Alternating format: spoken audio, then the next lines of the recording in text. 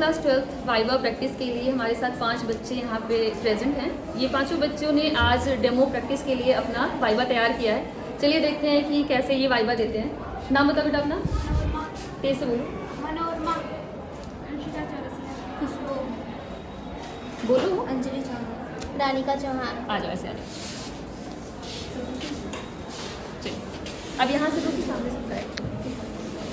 चलिए सबसे पहले बेटा आप मुझे ये बताइए कि आपको स्पॉटिंग में क्या मिला है? स्कैरिस मिला है, नागफनी मिला है। स्कैरिस के बारे में बताओ तो मुझे, स्कैरिस क्या है?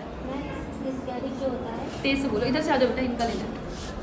मैम स्कैरिस में मतलब ऊपर की तरफ जो होता है, स्कैरिस जो ऊपर की तरफ होता है वहाँ पे टेल होता है। पहले ये बताओ कि स्कैरिस है क्या? प्रोटोजोआ है कि एस्के हेलमिन्थीज है कि परजीवी है? एस्के हेलमिन्थीज का है ना, मतलब निमेटोड का है। इसका एक और नाम होता है, इसको राउंड वॉर्म भी बोलते हैं। बीमारी कौन सी होती है इससे? कौन सी बीमारी होती है स्कैरिस से? स्कैरियोसिस होता है। देखो नर और मादा दो स्कैरिस होते हैं, मेल और फीमेल। डिफरेंस कैसे करोगे उनके बीच में? जो मादा होता है बड़ा होता है और नर होता है छोटा होता है। उसके अलावा और जो मतलब कि जो माउथ होता है उनका जो नर का होता है वो ऐसे होता है, कैसे होता है? अंदर की तरफ अंदर, और जो नर होता है उनका बाहर। रजीत जी इसको बंद कर दीजिएगा। मान लो तुम्हारे पास एक ही स्कैरिस दिया हुआ है, दो स्कैरिस रहेगा तब मैं बताओगे कि एक बड़ा होता है, एक छोटा होता है, एक मोटा होता है, एक पतला होता है। अगर एक ही स्कैरिस आपके सामने रखा गया है तो कैसे बताओगे कि ये मेल है कि फीमेल है? सिंगल स्कैरिस। मेल का वो जो होता है वो बाहर की तरफ होता है। मेल की जो टेल देखोगे ना वो थोड़ी सी मुड़ी हुई होती है, हुक टाइप का स्ट्रक्चर बना होता है। फीमेल हमारी क्या होती है? एकदम सीधी होती है। तुम लोग को याद भी कराया था ना कि लड़कियां सीधी होती हैं, तो याद कर लेना कि फीमेल स्कैरिस क्या होती है? सीधी होती है। अगर लड़कियां सीधी होती हैं, फीमेल सीधी हो गई तो मेल में अपने आप हुक होगा। अगर आपका स्कैरिस सीधा एकदम बॉडी है उसकी तो ये क्या होगी? फीमेल होगी। अगर उसमें हुक प्रेजेंट है तो क्या होगा? वो मेल होगा। चलो अब बताओ मुझे, प्रोटोजोआ से होने वाली किन्हीं दो बीमारियों के नाम बता दो। कोई भी दो बीमारी जो प्रोटोजोआ से होता है। इतना आसान क्वेश्चन नहीं बता पाओगे। क्लास में किसी को पता है? बताओ बेटा, तेज से बोलो।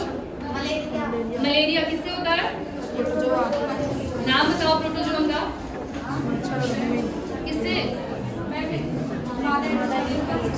प्लाज्मोडियम से होता है ना। और दूसरा बीमारी कौन सा होगा? एमीबिएसिस का नाम नहीं सुना तुमने? एमीबिएसिस का मतलब एंट अमीबा हिस्टोलिटिका से होता है ना एमीबिएसिस। खुद से बताओ तो क्या पढ़ के आए हो, उसी से पूछूं मैं। जैसे क्या डीएनए आरएनए से बहुत क्वेश्चन हो गया है, बस डीएनए आरएनए पढ़ा है तुमने? एड्स पढ़े हो, कोशिका पढ़े हो और फर्स्ट चैप्टर पढ़े हो ना। चलो मुझे पॉलिनेशन और एड्स में आ जाता है कि क्लास बात तुम कर रहे हो। इंजेक्शन लग गया या अपन से फिजिकल रिलेशनशिप बन गया है ना, इंजेक्शन लगा, कॉन्टामिनेटेड एरिया से इंजेक्शन लग गया, एड्स हो जाए।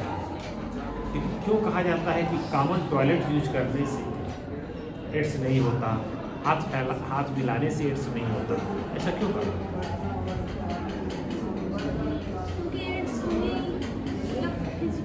एक मिनट जाओ। बॉडी से किसी प्रकार का लिक्विड अगर निकलता है, अगर एड्स जिसको है उसके बॉडी से किसी भी प्रकार का लिक्विड अगर निकलता है और वो अगर कहीं से भी बॉडी में प्रवेश कर गया किसी हेल्दी आदमी की, उसको एड्स हो जाएगा। ठीक, तो क्यों कहा जाता है कि कॉमन टॉयलेट यूज करने से एड्स नहीं होगा, हाथ मिलाने से एड्स नहीं होगा? क्यों कहा? पसीना है, यूरिन है, मिल्क है, ये सारी चीज़ बॉडी से लगती है।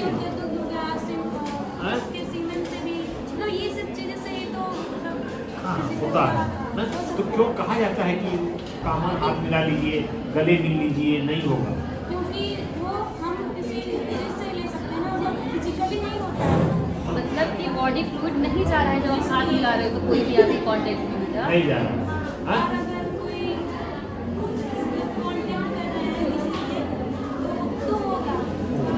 ये आंसर नहीं है। वो इतना कमजोर होता है, HIV इतना कमजोर होता है कि हवा के कांटेक्ट में आते ही वो मर जाता है। पॉलिनेशन और फर्टिलाइजेशन 2 टर्म होता है, इसके बारे में बताओ मुझे क्या होता है पॉलिनेशन, जिसको आता है? पॉलिनेशन माइटोसिस के द्वारा होता है। हाँ बताओ, पूरा बताओ। मतलब कि हाँ बताओ। क्या बोली क्या? पॉलिनेशन माइटोसिस मान लेते हैं कि पराग कोश में माइटोसिस हुआ है, कुछ भी निकला है, उसके आगे और जैसे 4 बेटा पढ़े हो तुम लोग? यस बोलो, कैसे बोला? पराग कोश से पराग कणों का वर्तिका तक पहुंचना ही ये पॉलिनेशन कहलाता है ना। और ये आवृतबीजी पौधों में आवृतबीजी पौधों में यानी कि एंजियोस्पर्मिक जो प्लांट है उनमें पराग कोश से पराग कणों का निकलकर वर्तिकाग्र तक पहुंचने की क्रिया। और फर्टिलाइजेशन क्या होता है बेटा? जब वहाँ जाते वर्तिकाग्र तक जब परागण जाते हैं उसके बाद फर्टिलाइजेशन तभी नहीं होगा जब फर्टिलाइजेशन है क्या, बस उसकी परिभाषा बतानी है आपको। किसी को पता है? बताओ बेटा। युग्मकों के बीच यस, तो ये बेटा मैं बताऊंगी तब आप लोग बताओगे वहाँ पे। युग्मकों का संलयन ही क्या कहलाता है? निषेचन कहलाता है, यानी कि फर्टिलाइजेशन। फ्यूजन ऑफ गैमीट जब होता है उसी को तो बोलते हैं फर्टिलाइजेशन। चलो ये बताओ पॉलिनेशन कितने प्रकार का होता है? कौन कौन सा? स्वपरागण।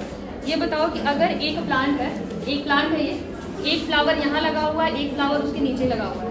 प्लांट तो सेम है ना, बट फ्लावर डिफरेंट है। इनके बीच में अगर इन 2 फ्लावर्स के बीच में हम पॉलिनेशन करा रहे हैं तो उसका क्या नाम होगा? स्वपरागण में कौन सा परागण? स्वपरागण 2 प्रकार का होता है, एक ऑटोगैमी होता है बेटा, एक कौन सा होता है? जैटिनोगैमी होता है। तो ये कौन सा परागण है? ध्यान से सोच के बताओ। एक ही फूल नहीं है, एक पेड़ पे ही, एक प्लांट पे 2 फ्लावर लगे हैं, इन दोनों के बीच हम करा रहे हैं क्या? पॉलिनेशन। तो ये ऑटोगैमी होगा कि जैटिनोगैमी होगा? जैटिनोगैमी होगा। तो ऑटोगैमी क्या होता है?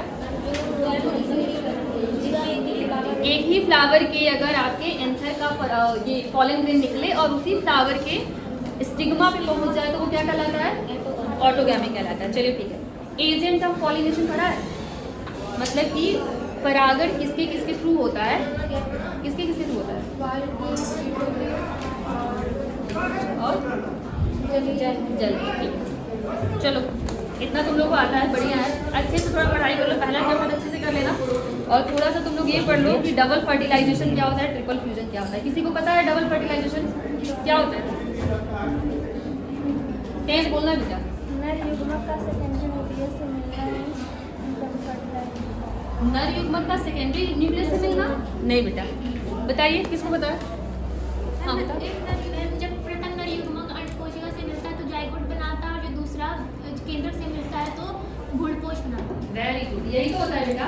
क्या होता है कि एंजियोस्पर्मिक प्लांट में नवाश्रीन ने खोज किया था डबल फर्टिलाइजेशन का। इसमें क्या होता है कि जो 2 मेल गैमीट हैं, 2 नर युग्मक बने हैं ना हमारे, वो दोनों नर युग्मक जब आते हैं कहाँ पे? एम्ब्रियो सैक में, तो एक नर युग्मक मिल जाता है अंड कोशिका के साथ और जाइगोट बना लेता है। दूसरा नर युग्मक जो खाली है वो कहाँ मिलता है? सेकेंडरी न्यूक्लियस के साथ, द्वितीयक केंद्रक के साथ, और वो क्या बनाता है? भ्रूणपोष बनाता है, इंडोस्पर्म बनाता है, जिसकी प्लॉइडी 3n हो जाती है, क्योंकि एक वो और 2 ये, तो 3n हो जाएगा ना। इसी को बोलते हैं डबल फर्टिलाइजेशन। और ट्रिपल फ्यूजन क्या होता है? ट्रिपल फ्यूजन सेकेंडरी न्यूक्लियस जब फ्यूज करता है मेल गैमीट से तो ट्रिपल फ्यूजन हो गया, क्योंकि सेकेंडरी न्यूक्लियस के पास 2 न्यूक्लियाई थे और तीसरा आ गया कहाँ से? हमारा मेल गैमीट से। तो ये हो गया क्या? Triple fusion. चलो अच्छे से तैयारी कर लेना और आराम से कॉन्फिडेंट होकर वाइवा देना। यहाँ आके भूल नहीं जाना है, जैसे यहाँ आके तुम सब भूल गए। जाओ, क्या मिला है स्पॉटिंग में? स्पॉटिंग में क्या मिला? मछली और नागफनी। नागफनी के बारे में बताओ तो कहाँ पाया जाता है? रेगिस्तान में पाया जाता है। तो ये बताओ क्या क्या वो अपने अंदर बदलाव करता है जिससे कि वो रेगिस्तान में रह सके? अनुकूलन होता है। क्या क्या वो चेंज अपनी बॉडी में लाया जिसकी वजह से वो रेगिस्तान में अच्छे से ग्रो कर रहा है? मैम इसको मतलब क्लास अधिक पानी की आवश्यकता नहीं होती है।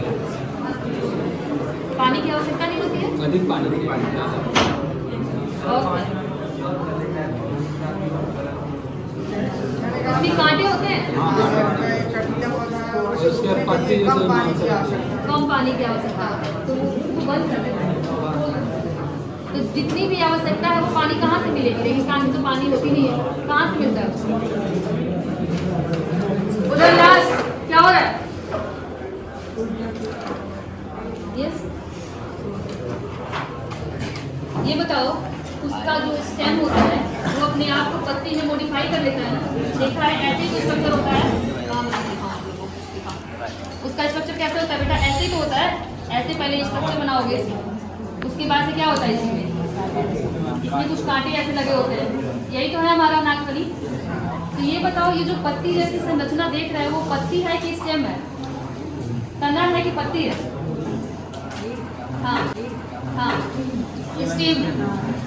जब तना पत्ती में बदल जा, अगर तना पत्ती में बदल जा रही है तो उसको क्या बोलते हैं? फाइलोक्लेट बोलते हैं। ये याद करो, ये पूछा जाएगा मुझे। क्या होता है कि रेगिस्तान में जो पौधे या मरुस्थल में जो पौधे उगते हैं वो अपने अंदर कुछ चेंजेस लाते हैं जिसकी वजह से वो मरुस्थल में आराम से ग्रो कर सके। पहला चीज क्या करेंगे कि उनमें वाष्पोत्सर्जन की जो क्रिया है, दर है, उसको कम करने के लिए वो क्या करेंगे? पत्तियों को कांटे में बदल लेंगे, जिससे सरफेस एरिया कम हो जाएगा। तो क्या होगा? वाष्पोत्सर्जन कम होगा। दूसरा क्या होता है कि जो स्टेम होता है वो अपने आप को लीफ में मॉडिफाई कर लेता है, और वही फिनोमिनन क्या कहलाती है? उसी को हम बोलते हैं फाइलोक्लेट।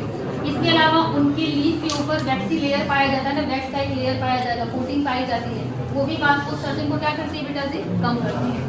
जो रूट होते हैं इनके वो बहुत नीचे तक जाते हैं, मरुस्थल में बहुत नीचे तक। क्यों? क्योंकि उनको पानी की तलाश होती है। समझ में आया? चलो मछली के बारे में बता दो। यस, गिल्स से वो शोषण करती है, और उसकी जो बॉडी है वो स्ट्रीमलाइन है ना, बॉडी पे स्केल पाए जाते हैं, स्ट्रीमलाइन बॉडी होती है, बोट की जैसे दिखती है, उसकी वजह से गिल्स से वो रेस्पिरेशन करती है। तो इतनी सारी चीज़ों को लिखोगे तो हो जाएगा स्पॉटिंग। फाइबर में भी इतना बता सकते हैं। चलिए जेनेटिक्स से पूछो कुछ। जेनेटिक्स, फादर ऑफ जेनेटिक्स कौन है? Gregor John Mendel. कितने नियम दिए हैं? कौन? प्रभाविता का नियम और दो ही नियम होगा, पृथक्करण का नियम और स्वतंत्र अपविमन का नियम। ये बताइए, एक होता है फिनोटाइप और एक होता है जीनोटाइप, दोनों में क्या अंतर है? तेज बोलो। बाहरी लक्षणों के आधार में तो उसको फिनोटाइप बोलेंगे, और जीनोटाइप जब किसी जीव का जेनेटिक मेकअप देख रहा हो कि जीन का रेशियो क्या है तो उसको क्या बोलते हैं? जीनोटाइप। ये बताइए, मेंडल ने जो प्रथम नियम दिया था अपना प्रभाविता का नियम, उसमें फिनोटाइप रेशियो क्या था? 2:1, 3:1, मतलब 3:1 था। और जीनोटाइपिक रेशियो क्या था? जीनोटाइपिक बता दो। 1:2, 1 मतलब 1:2:1, यही रेशियो था ना। हमने एक और रेशियो पढ़ा है 9:3:3:1। ये किसमें है? स्वतंत्र अपविमन का। फिनोटाइप वाला है कि जीनोटाइप वाला? फिनोटाइप है ना, बाहर से हमने देखा था।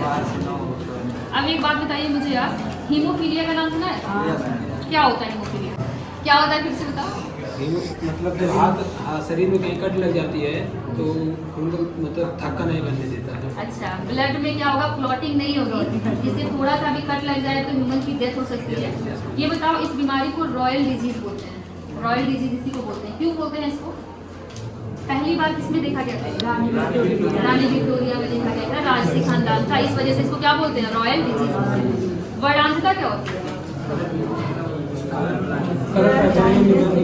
कौन कौन से रंग नहीं पहचान पाओगे? वर्णांतता पीला भी। एक बच्चा को बताया, याद कैसे किया था हमने? रंग स्पेलिंग बताया था ना आपको, तो आपको ऐसे लिख लेना है, रंग, र से रेड, ग से ग्रीन। तो कौन सा रंग नहीं पहचानेगा? लाल और हरा। रंग से याद कर लिया था ना हमने, र से रेड, ग से ग्रीन। ये वाला कलर को नहीं पहचान पाता, इसको भूलना नहीं है। चलिए बताइए मुझे, प्लाज्मोडियम के बारे में सुना है? क्या है? प्रोटोजोआ है, मलेरिया नोट हो चुका है। इसके कितने होस्ट होते हैं, कितने पोषक होते हैं इसके, कौन कौन से? एक ह्यूमन होता है और एक मच्छर। कौन सा मच्छर? बैक्टीरिया से होने वाली बीमारी होता है। टाइफाइड नाम सुना है? साल्मोनेला टाइफी से टाइफाइड होता है। टिटनेस का नाम सुना है? क्लॉस्ट्रीडियम टिटेनी से हमारा टिटनेस होता है। ऐसे ही भी कई सारी बीमारियां हैं, जैसे कि आपका कॉलेरा हो गया, विब्रियो कॉलेरी से होता है, कॉलेरा हो गया, टाइफाइड हो गया, टिटनेस हो गया, ये सारी किससे होती है? बैक्टीरिया। वायरस से कौन कौन सी होती है? HIV वायरस का नाम है, बीमारी का नाम एड्स है। और कौन सा होता है? जुकाम होता है। और स्वाइन फ्लू का नाम सुना था, बर्ड फ्लू का नाम सुना, अभी कोरोना आया था, तो ये सब वायरस ही तो होता है। चलो अच्छे से जाके तैयारी करना।